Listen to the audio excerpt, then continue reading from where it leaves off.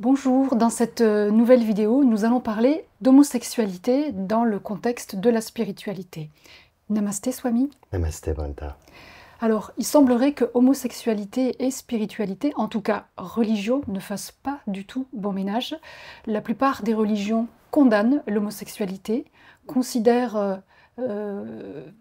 l'homosexualité comme un tabou, mais aussi comme un péché, et même un grave péché. C'est d'ailleurs dans bien des endroits dans le monde, et depuis très longtemps dans l'histoire, une raison de la persécution et de la condamnation de l'homosexualité et des homosexuels sous prétexte de religion, comme si les homosexuels ne pourraient pas aller peut-être au paradis, ils seraient privés de paradis parce que l'homosexualité est un péché. Que pense Dieu de tout cela? C'est une bonne question. Et on va lui demander. En fait, c'est vrai, ce titre, Dieu, qu'en pense-t-il? C'est pas difficile de le savoir au final. Mais on ne le saura pas en cherchant à interpréter les textes religieux. On ne le saura pas de cette façon. Chacun peut les interpréter en sa manière. Alors de quoi parle-t-on? Tu as mis en avant un problème qui est vraiment très conséquent, parce que l'homophobie, dont souffrent des centaines de millions de personnes finalement dans le monde, est terrible. Ils sont mis au banc de la société. Dans certains pays, ils sont condamnés pour crimes, et certains d'entre elles, sont même exécutés. Oui. Sans parler des passages à tabac, des viols, etc. Et beaucoup de personnes prétendent que ça serait une offense à Dieu, que ce serait un ultime péché. Par ailleurs, on dit que Dieu est amour. Alors de quoi parle-t-on? Si on veut savoir ce que Dieu en pense, il faut d'abord se poser la question, qu'est-ce qu'est Dieu? Ma perception à moi, c'est que le divin, Dieu, c'est cette conscience universelle, créatrice de l'univers. N'a rien à voir avec l'imagerie généralement religieuse, qui souvent a une connotation patriarcale et qui représente un homme qui jugerait ses ouailles et condamnerait ceux qui ne respecteraient pas une certaine morale, érigée évidemment par certaines sociétés. Il ne s'agit pas de morale en réalité. Il faut comprendre d'où découle d'ailleurs la morale. La racine de tout ça. La racine de tout ça, c'est est-ce que ce que l'on fait nous rapproche du divin, de notre divinité, ou est-ce que l'on fait nous en écarte? C'est ça en l'occurrence. Et ce n'est pas notre orientation sexuelle qui va nous éloigner, nous rapprocher. C'est notre attitude de bienveillance, d'amour, de compassion. Et il vaut mieux être dans une relation sexuelle qui se fait dans le respect, dans l'amour de l'autre, et dans le respect d'une façon générale, plutôt que des rapports hétéros qui se font sous la domination, la violence, ou avec d'autres arrière-pensées. L'homosexualité n'est pas une maladie. L'homosexualité n'est pas un péché. L'homosexualité n'est pas une perversion. Cela fait partie de la nature. Ce n'est pas normal dans le sens que ce n'est pas une norme. Ce n'est pas une norme, c'est pas la norme, c'est pas la norme, mais cela existe. Et c'est pas, comme je le disais, une maladie, c'est pas une déformation, ça n'a rien à voir avec tout ça. Et quand bien même ça serait cela, où est le problème? C'est bien Dieu qui crée tout cela. Si on revient aux fondamentaux, ce que tu disais tout à l'heure, que Dieu est amour, ça veut dire que chaque être humain, homme ou femme, hétéro ou homosexuel, est aimé inconditionnellement de Dieu. Donc, la notion de péché a été créée de toutes pièces et ça ne vient aucunement en fait de Dieu. Cette notion de péché est mal comprise. On ne comprend pas l'origine, ce que ça veut dire. Ce qui est un péché, entre guillemets, n'est pas une affaire de morale. On en a fait une affaire de morale, alors que ce n'est pas cela. C'est tout ce qui va nous écarter du divin en nous, de ce qui va nous empêcher d'éveiller cette lumière qui est en nous, cet aspect divin, Dieu qui demande à s'exprimer à travers nous. Et qu'est-ce qui va nous écarter de ce chemin? Ben, justement, l'intolérance, le manque de respect, la cupidité, l'égoïsme, l'homophobie. L'homophobie nous écarte beaucoup plus du chemin que d'être homosexuel. C'est pas le problème d'être homosexuel, franchement. Qu'est-ce que Dieu a en faire de cela? Et il faut bien comprendre. Il s'agit de ce principe créateur. Il s'agit d'une part qui est en nous et qui demande à atteindre cette lumière. Et avant d'y parvenir, on expérimente toutes sortes de choses en réalité. Voilà. Et dans cette démarche, il y a pour différentes raisons des personnes qui sont amenées à se tourner vers non pas le sexe opposé, mais une personne qui est de la même nature sexuelle, enfin du même sexe qu'eux. Et alors? C'est pas ça le problème. Est-ce que c'est ça qui nous empêche d'avancer sur le chemin spirituel? Non, en aucune manière. C'est ça qu'il faut comprendre. Par contre, l'homophobie, oui, c'est un problème.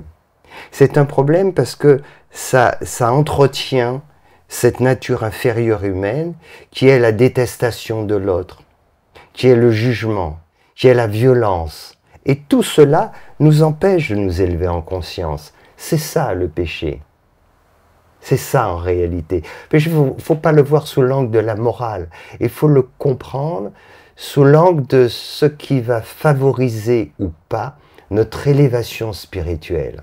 C'est là que la clé réside. Et c'est ça, cette notion de péché. Mais elle est partie dans une connotation morale. Et évidemment, dans chaque société, chaque époque, on y ajoute quelque chose, on y donne son interprétation en fonction, effectivement, des orientations des différentes cultures. C'est vrai que dans certains pays, cette répression n'a pas cessé. Il y a des homosexuels qui sont condamnés à mort. C'est passible de prison, de lourdes peines. Et puis, il y a des pays qui commencent un petit peu à bouger.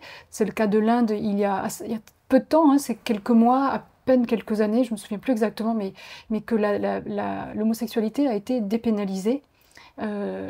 Et donc, c'est un sujet qui est encore très ancré.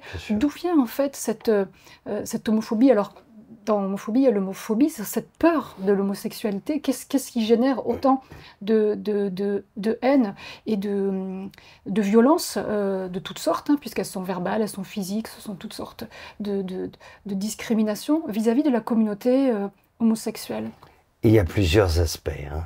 Et un des aspects notamment, c'est l'incompréhension de sa propre sexualité et la peur pour beaucoup d'hommes d'avoir une tendance homosexuelle. Quand tu es vraiment bien dans ta peau, quand tu n'as pas tout ce... Je veux dire, tu n'as pas ces a priori, quand tu es vraiment bien, notamment aussi dans ta sexualité, peu importe l'orientation sexuelle. La présence oui. d'homosexuels. Oui, et puis paradoxalement, on connaît qu'il y a aussi des gens homophobes, etc., qui finalement ont des tendances homosexuelles et qui, voire eux-mêmes, refoulent cet aspect-là. Et c'est bien souvent le cas aussi, hein. Cette peur, ce besoin de montrer cette virilité, cet aspect-là, qu'est-ce qu'on prouve quoi? En fait, on aborde un sujet qui est très important et je voudrais vraiment envoyer ce message aux gens qui souffrent, aux homosexuels, parce qu'il y en a beaucoup. Tu sais, il y a des gens qui m'écrivent, qui m'envoient des messages aussi et qui s'interrogent vraiment, notamment dans leur démarche spirituelle, parce que leur entourage leur dit que c'est pas une bonne chose, que c'est un péché, que c'est ceci, etc. Ça n'engage que moi ce que je vais dire, mais je le dis de façon très claire. Ça ne pose aucune espèce de problème. Et s'il y a bien quelqu'un, je dirais, sur cette terre et au-delà qui ne condamne pas les homosexuels, c'est bien Dieu. Ça n'a aucun sens. Pour cette conscience universelle, ça n'a aucun sens de condamner l'homosexualité. Et je le répète, ce qui est important, c'est de s'élever en conscience. Et paradoxalement, dans ce chemin d'élévation, on peut être amené à un moment, dans une de ces incarnations, de vivre justement cet aspect-là. Et alors, on a vécu des tas de choses. On a fait des tas de choses mal, on a fait des choses bien. C'est comme ça que ça se passe. Et alors, mais c'est un processus évolutif. Le péché en question, c'est tout ce qui nous écarte de la lumière, tout ce qui nous empêche de nous élever en conscience. Et je l'ai dit tout à l'heure, ce qui va être un vrai frein, un vrai piège et un vrai obstacle vers justement cette lumière, c'est nos attitudes. Quand ces attitudes s'expriment par la haine de l'autre, la détestation, par l'intolérance et l'homophobie justement, est un problème.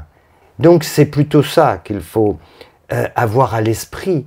Et c'est plutôt ceux qui font preuve d'homophobie qui ont un problème que les homosexuels en réalité.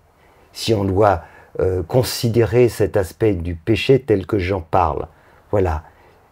Donc, il n'y a aucune espèce de problème à cela en réalité. Et il serait temps qu'on fasse preuve de beaucoup plus de tolérance, d'accepter les autres dans leurs différences. En quoi cela pose-t-il un problème ? On peut être un vrai pervers sexuel, il y en a, et je dirais, et en étant hétérosexuel. Et entre guillemets normal. Oui, c'est ça. Et c'est pas parce qu'on est homosexuel qu'on est un pervers, ça n'a rien à voir avec cela. Le cœur du problème, c'est qu'on associe l'homosexualité à de la perversion, de la déviance, comme si c'était contre nature, et c'est pour de là que les religions l'ont qualifié de péché aussi. Oui, on disait l'homosexualité n'est pas la norme, dans le sens elle n'est pas normale, la norme c'est l'hétérosexualité, on le sait bien, mais pour autant ce n'est pas une attitude perverse. C'est quelque chose que des millions de personnes vivent et ce n'est pas par perversité, c'est juste parce qu'ils sont attirés par quelqu'un du même sexe qu'eux et ils peuvent avoir une vie tout à fait normale et au contraire, je dirais, s'inscrire dans une approche très, enfin, quel qualificatif, je dirais, dans une relation finalement très ordinaire, alors que d'un autre côté, on peut être hétérosexuel et être vraiment pervers sur le plan de la sexualité. Donc, ce n'est pas associé. Là, on peut parler de perversion, c'est quand il s'agit de pédophilie, ça c'est autre chose. Voilà. Mais lorsqu'il s'agit de rapports sexuels, notamment consentis entre majeurs, quel est le problème là-dedans? En tout cas, c'est vraiment important, effectivement, que pour les gens qui ont cette tendance au rejet de l'autre par rapport à son orientation sexuelle, de s'interroger pourquoi, qu'est-ce que l'autre nous a fait, et puis de bien considérer ce que je disais au départ, c'est pas une maladie, ce que tu as dit, ce n'est pas une perversion, et que définitivement, non, ça ne ferme pas la porte du paradis. Je crois qu'au contraire, Dieu a tendance à faire tout le contraire. Ça pourrait plutôt l'ouvrir, mais par contre, ça fermerait plus la porte du paradis aux homophobes, parce que ceux-là vont pas s'élever en conscience, parce que tant qu'on ne fait pas preuve pas seulement d'indulgence, mais de tolérance, de bienveillance, d'amour envers son prochain, et cette acceptation de nos différences, alors cette lumière ne peut pas grandir en nous, et c'est bien dommage. Donc je voudrais vraiment que les personnes qui sont dans cette situation ne se sentent pas ni rejetées, enfin, ils peuvent se sentir rejetés par la société, mais de leur point de vue, essayent de changer ce regard qu'ils ont sur eux-mêmes, et de se dire que finalement, la façon dont les autres les voient n'est pas ce qu'ils sont en réalité. Et s'ils se souviennent que Dieu est amour et qu'ils sont aimés inconditionnellement, ça peut les aider aussi à comprendre que cela ne change rien, leur évolution sur le plan spirituel. Bien entendu. Et pour ceux qui ont du mal avec l'homosexualité, d'ailleurs cette vidéo déclenchera peut-être quelques réactions pour ouvrir le débat, cela interroge aussi, cette homophobie peut être aussi l'occasion de s'interroger si Dieu est amour, qui sommes-nous pour juger quelqu'un sur la base de son orientation sexuelle, que ce soit cela, ou bien son sexe, ou bien sa couleur de peau. Si Dieu est amour, eh bien c'est-à-dire que si nous voulons vraiment nous élever en conscience, grandir, avancer sur le chemin de l'éveil, à ce moment-là, nous devons aussi apprendre à aimer les uns et les autres en nous débarrassant de tous ces préjugés. Absolument, tous ces préjugés, tous ces jugements. Et plus nous allons sur cette voie, et plus nous comprenons l'autre, plus nous nous élevons en conscience, et plus nous comprenons aussi que tout cela est d'une absurdité totale, que cette notion de péché, comme je disais, c'est pas de ça qu'il s'agit. Le péché, c'est tout ce qui nous écarte justement de ce chemin de lumière. Et cette lumière, c'est la bienveillance, c'est la bonté, c'est l'indulgence, c'est tout ce qu'exprime finalement l'amour. Et donc ça va à l'opposé de la haine, de l'intolérance. C'est cela qui est un véritable péché. Et pour finir, Swami, j'ai envie de dire que tous sont bienvenus pour participer à tes satsangs, tes retraites, quelle que soit votre orientation sexuelle, quels que soient vos choix de vie, vous êtes tous bienvenus. Oui, ça me fait penser, c'était une chanson de Michel Polnareff qui disait que nous irons tous au paradis. Ah, c'est une belle façon de terminer. Oui, et c'est exactement cela. Oui. Nous irons tous au paradis. Merci, Swami. Namasté.